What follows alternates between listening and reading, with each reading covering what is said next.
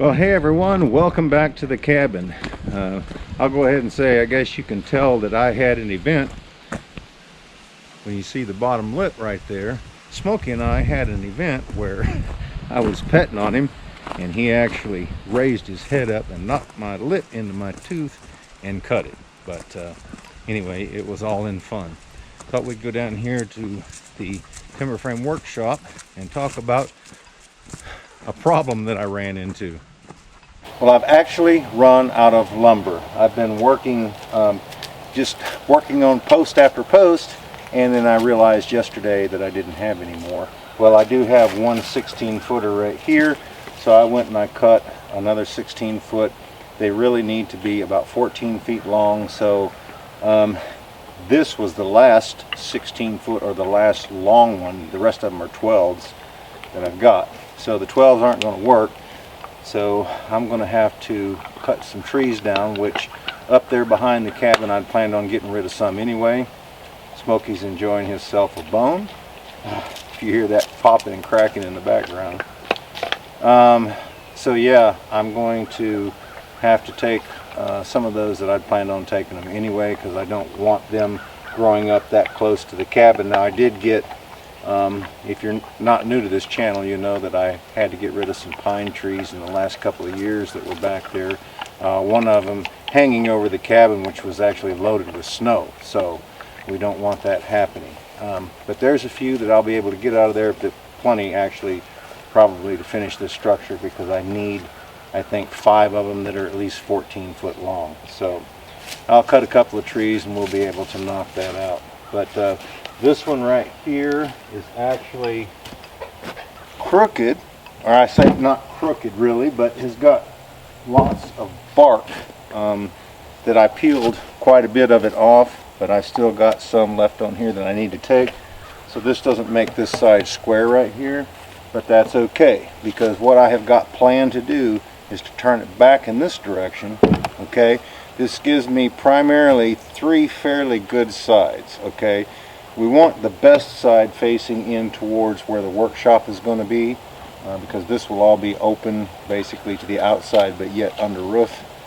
So we will put the rounded side facing in this way. This will give me the flat side facing that direction right there. We will still have to bring in a brace somewhere in here, but since I'm using 2x6 bracing, it's not going to be that hard to do.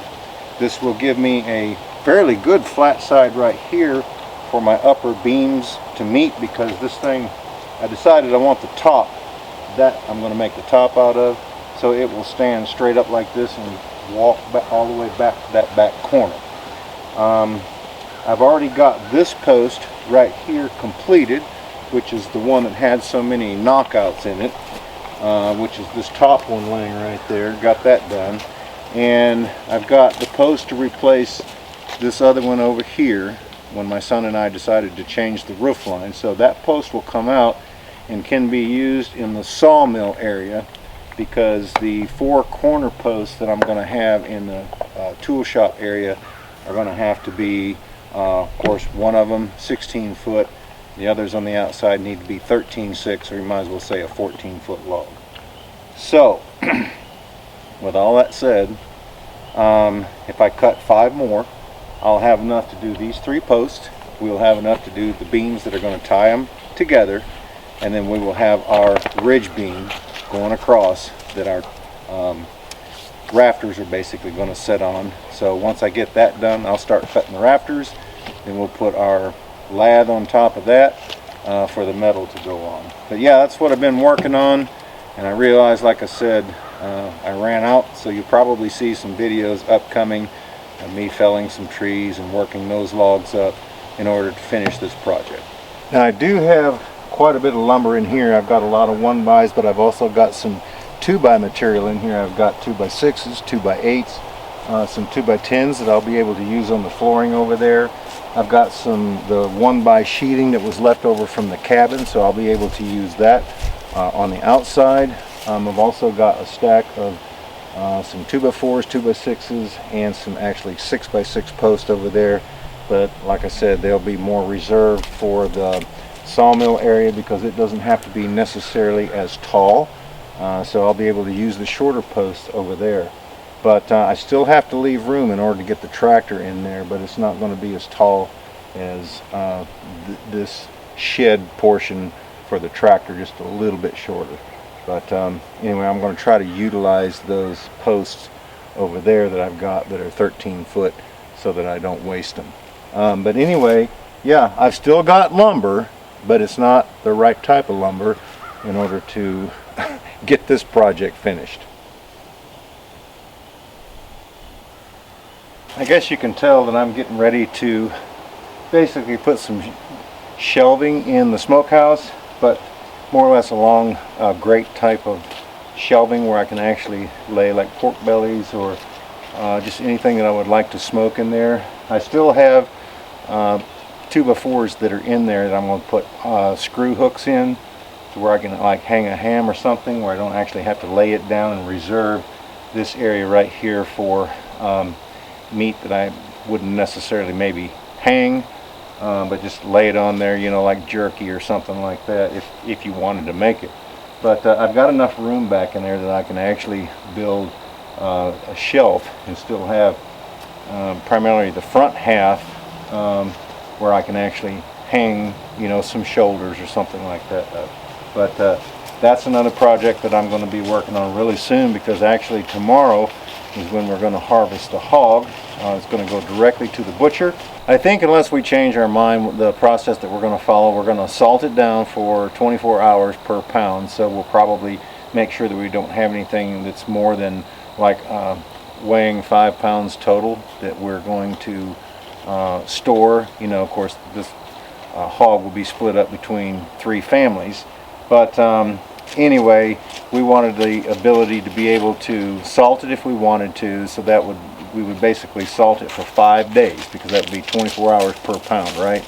Salt it for 5 days, and then we would smoke it for several days, and then, you know, we would have probably some of the best pork that you can't actually buy. So that's the idea, and these are the shelving. This is the shelving for basically the pork bellies and some of the things that we've asked that we wanted cut and left to the side, besides the sausage and pork chops and things of that nature. So anyway, I've got that project coming up that I'll probably do later on today. All right, the working part of the smokehouse is right here, which is primarily the fire pit, right? I don't know if I mentioned it before, but there is a damper right there in the middle of all of those little stones that I put there. I'll be able to regulate the heat and the smoke that actually goes up the pipe. And then of course I've got that other little vent that I put in there that came out of that grill. And then, you know, you can always crack the door some right there as well to help regulate the temperature in the smokehouse. I think the last video I said that would probably that coating that concrete sealer, that Eagle Supreme seal that I put on the side of the cabin here on the rocks, that it would dry with that same sheen on there. Well, I'm letting you see it, and it certainly did. It looks just like the front side, or the opposite side that I did over there, several months ago. I tell you, that stuff is great. I absolutely love it. It's Eagle Supreme seal. It's concrete and paver sealer. But I thought, you know, it's mortar, it's rock, why not put it on there, right? And I did, so now it's watertight, and it looks so good. So I just thought that I would give you a good report on that. I guess you can tell by the colors behind me that we're in full swing with fall here. I'll tell you what, it's absolutely gorgeous. Now, a lot of the leaves have already fallen, and a lot of the hardwoods, though, are still retaining theirs, like these maples back here. But it's absolutely stunning. You know, when a lot of the leaves are missing, I can actually sit on the front porch up there at the cabin and look at the mountains in the background. And I'll tell you what, you know, God is so wonderful, because even the people like Van Gogh and Picasso and Bernini and all of the great artists, you know, in all parts of the world, you know, they were able to paint and actually create something more than 2D by using many layers of the paint and actually raising it up off of the paper and creating more of a 3D effect. But still, they cannot come close to the handiwork that God can when you see everything that he has created. Just absolutely breathtaking. And that reminds me of the saying, you know, that the creator is always greater than that which is created.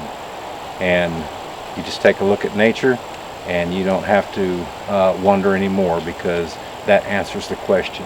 I'll tell you what, absolutely gorgeous, folks. If you've never been to the Great Smoky Mountains in the fall time and seen the colors and you know, just what's there, you're missing out. So if you ever have a chance to do that, like I said, if you've never seen it, make plans, go check it out. That middle post right there is going to come out, but I've got the one to replace it over there, and that one will be used over here in the sawmill area, and that will change the roof line. I was going to make it a shed roof, but my son and I, after we talked about it, we decided to change the roof line, so they will all run in this direction. They'll just be at different levels. That is going to cause us to have to put guttering on the front, though, so that we don't have a bunch of water dumped, you know, where we're going to be driving. But hey, we're going to catch the water off of there too, use it on the gardens and the different things that we need up here. Anyway, guys, I'm going to go ahead and shut the video down here, because I've got a lot of work that I'm going to have to do. Not only cutting some material, but I've also got those shelves that I got to put up in the smokehouse. Anyway, appreciate you stopping by. Thanks for watching. We look forward to seeing you back up here at the cabin again next time.